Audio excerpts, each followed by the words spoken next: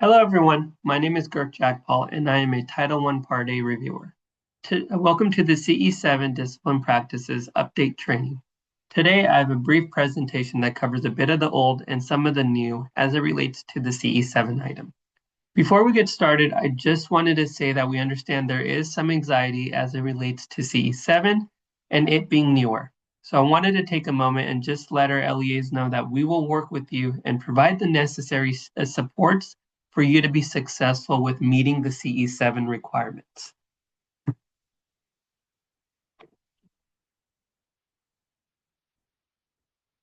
So today we're covering item number 7 of the Compensatory Education Instrument.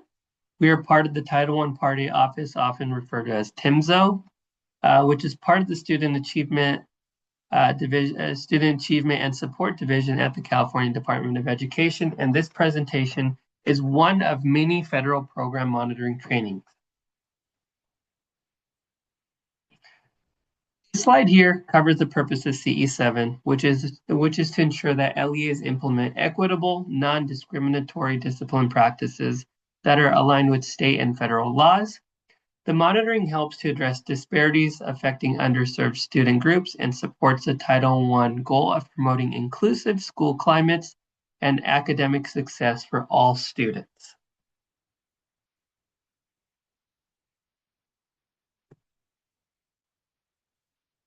This slide here covers our CE7 reviews from this past year, which were focused on the discipline policies and practices. When reviewing, we ensured that policies contained transfer policies to continuation schools, suspension policies, expulsion rules and regulations, and if you were a charter, we looked at your petition in regards to suspensions and expulsions. We did this for the 2023-24 school year as well as the 2024-2025 school year, so the past 2 years. Now, this is a part that is new for the upcoming school year. And as I mentioned earlier, we as reviewers will work with you to provide as much support as needed to ensure that things are clear, and we will do our best to help you be successful with this requirement.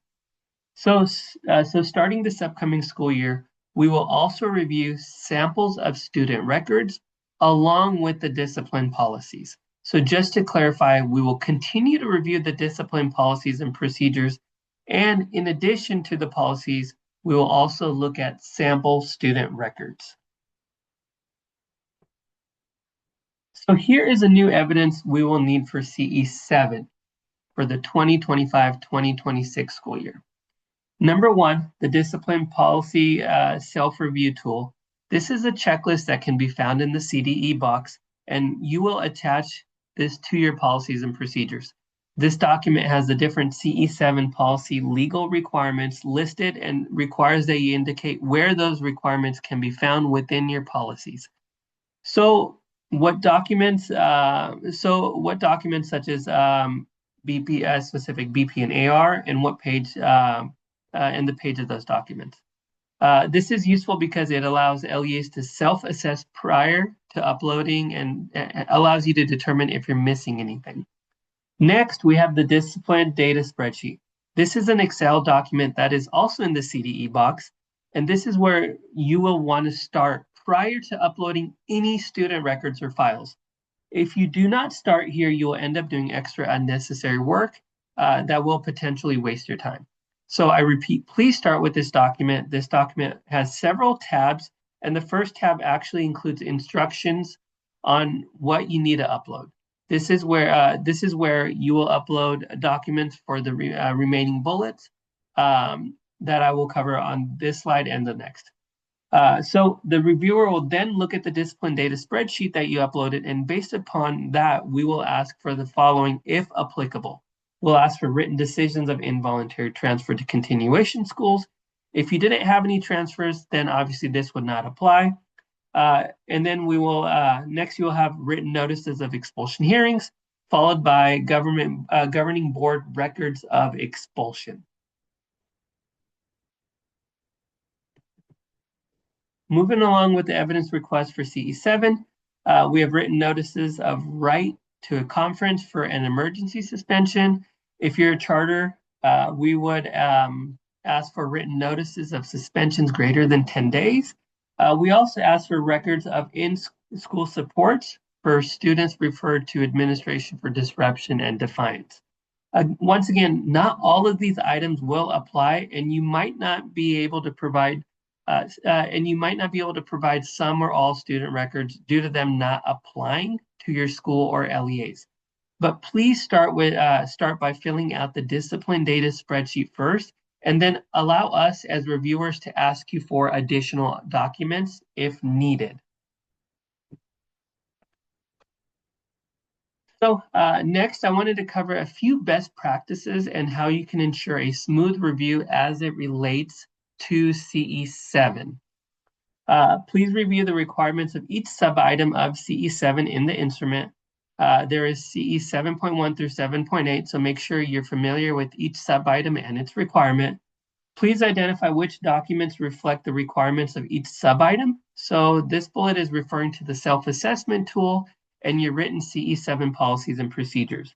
You'll want to ensure you're listed you listed on the self-assessment tool which document and where the requirements of CE7 are listed.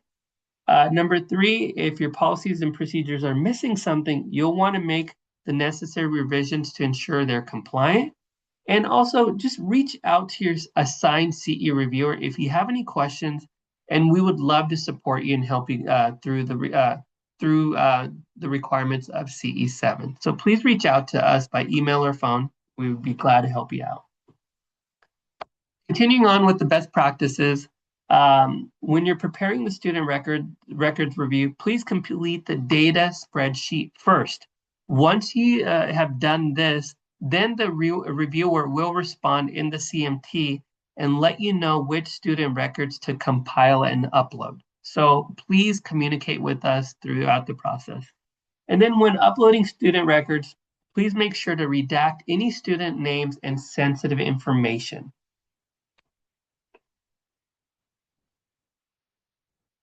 Finally, this is our contact information. We are the Title I Monitoring and Support Office. You can reach us by phone at 916-319-0854. Our email address is timso@cde.ca.gov. That's timso@cde.ca.gov. And then you can find contact information for the TIMSO program reviewers on the California Department of Education's Title I Part A Monitoring and Support webpage. That's www.cde.ca.gov/SP/SW/T, the number 1/TIMSO.ASP.